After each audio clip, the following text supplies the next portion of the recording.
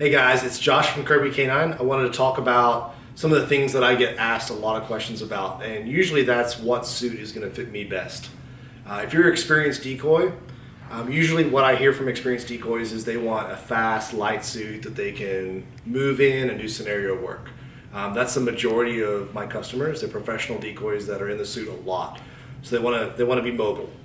So I really recommend 3 suits for that type of decoy. It's either going to be a comp suit, or it's going to be the 2-piece transformer suit, or the PSA cut. And I'm going to show you the differences in all 3 of those cuts. So hopefully you can make the right choice and figure out what suit is going to best suit your needs. Okay, the first suit I want to talk about is Demanet's competition weight suit. This is probably the suit that most professional decoys prefer. Most trial decoys are wearing a competition suit. It's Demanet's fastest, lightest suit, and has been for several years. Some differences I want to talk about with the competition suit compared to the transformer suit, the 2-piece suit, or the PSA cut. So when we talk about the company Demanet, we have to really remember that they've been really the #1 producer of ring suits for the last 20 years. Okay, so I'm not a ring guy. I don't participate in French ring or Mondio ring, but if you read their rule book, one of the things that's important is that the dog has at least, I believe, 7 centimeters to be able to grip. So for all over the suit, the judge has to inspect the decoy and make sure that there's at least 7 centimeters for the dog to grip. Okay, so that needs to be in the arms, the chest, the stomach, wherever that dog may grip.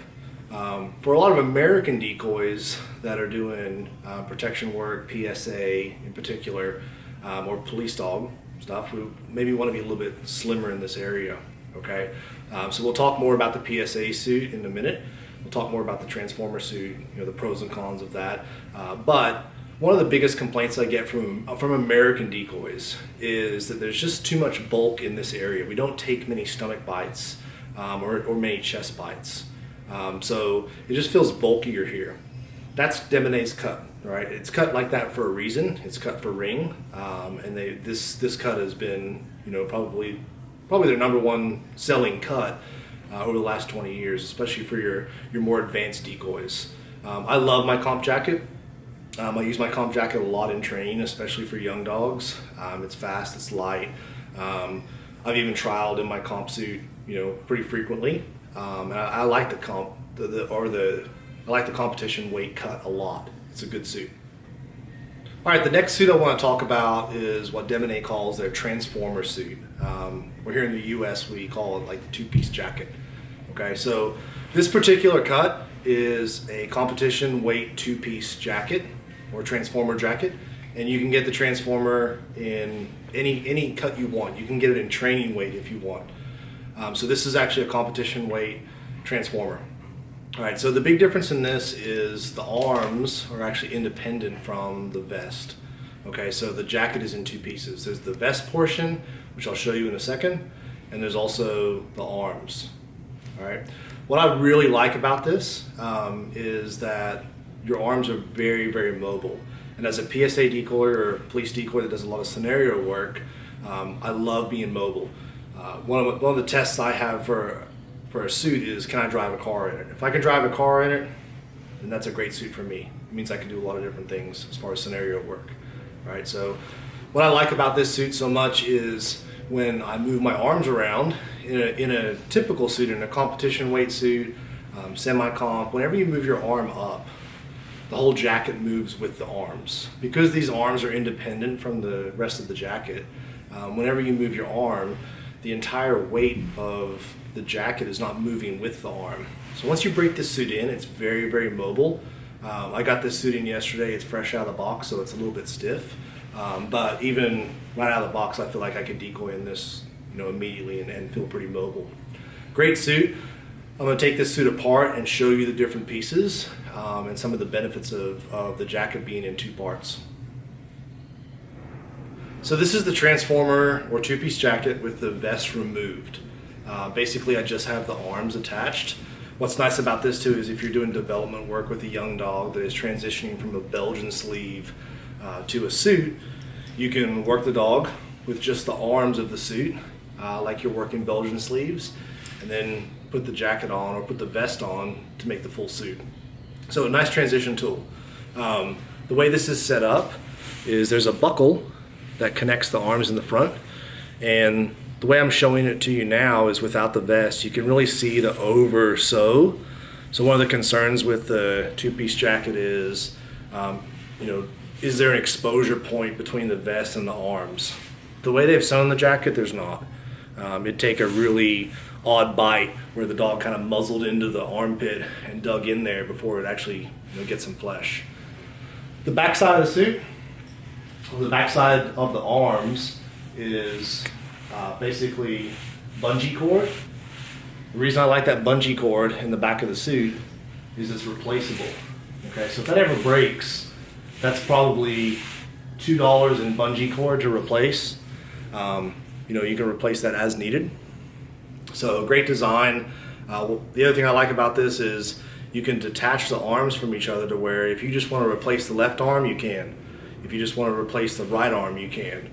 If you want to replace both arms or have a separate set of arms for training versus trial, you can do that also. So you're probably going to save a little bit of money in the long run buying the two-piece or the transformer suit because you can replace the arms, which at least for American decoys, especially PSA, that's the majority of our bites. So it's a great suit for PSA decoys. Probably the one disadvantage with this suit is doing development work with a young dog where you might slip the suit. That's a little bit tougher with the two-piece suit. So that's something to consider if you're doing a lot of development work. Maybe your comp suit or your semi-comp is probably going to work a little bit better for you. Trial decoys, I think you'll love this suit. One nice thing that I really like about this suit, especially in the Texas heat, is because it's a two-piece suit, you get a little bit more airflow too. So the suit is going to be a little bit cooler, especially in that Texas summer, where it's 100 degrees and we're out there working dogs at a trial. So nice suit.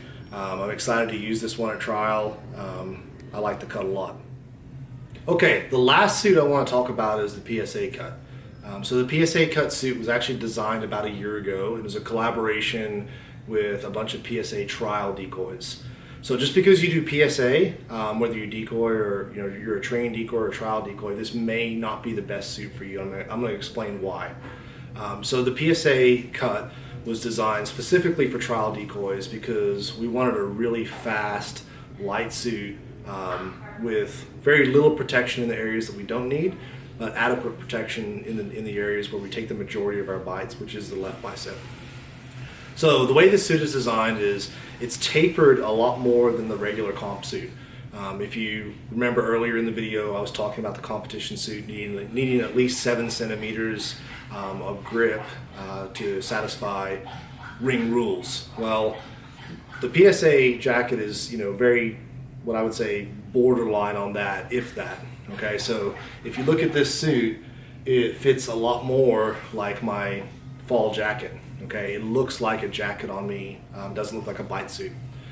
There's very little protection in the stomach and the chest. There's very little protection in the back. One of the things that I hear American decoys talk about a lot with the competition weight cut is the way the back turtles out, right? Because we don't take a lot of back bites in PSA. So there's really no turtling of the suit to where it's like a turtle shell. Okay, so this suit is tapered to your body. It's a very slim cut suit. Okay, it's close to your body. The arms still have plenty of protection, especially the left arm. I actually have a cuff sewn into the left arm because the majority of our bites in PSA are left bicep. So there is plenty of protection in the arms. This is not the type of suit that I want to train in or do a lot of prolonged bite work in. But if I'm a trial decoy, love this suit. I've trialed in it numerous times, and honestly, it's a very, very fast, light suit. When I've been training in a semi-comp or a comp suit, I put this suit on, I feel like I could, run a 100-meter dash really fast. It's a great suit, very, very light, very, very fast. To me, it's the ultimate PSA trial suit. It's also fantastic to throw on for cops if they're, wanting to do scenario work. And they want to be very, very mobile in the work that they're doing. One of the nice things about the PSA Cut suit, not sure if you can see it in the video, is the top seam is where they put the seam on the arms. So typically on a Demanet suit, the seam for the arm is underneath. On the PSA cut, they put the seam on top. The reason for that is most dog bites are happening in this region. It removes the seam from the dog bite area. So if you've ever had a suit for a long time, usually that area that breaks down in the arms is along the seam. So that's a combination of bite pressure, pulling, saliva, sunlight, all the things that break down a suit, but typically your suit's going to break down in that seam, right? So you're removing the dog's mouth from that seam area. So theoretically your suit will last longer if the seam is on top. Love this suit. Again, one of my favorite suits that I have, and I think it's a fantastic cut for trial decoys.